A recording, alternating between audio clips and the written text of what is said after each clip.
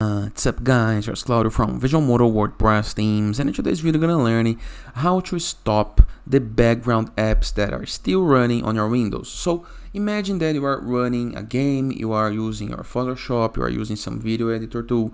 There is a couple of background apps that is still running on your Windows computer and keeps using your your memory, your processing time.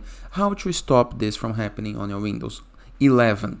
First thing, go to your Windows, click on it, into the panel, type run, just like this. Click on it. Now right here we're gonna type gpedit.msc, just like this, okay? Pause the video, copy and type, then click on OK.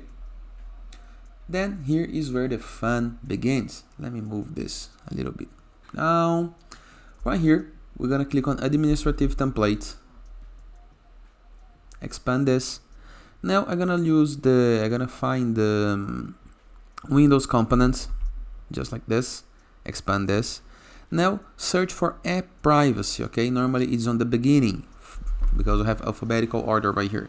So on app privacy, we're gonna scroll it down this list and find this option right here.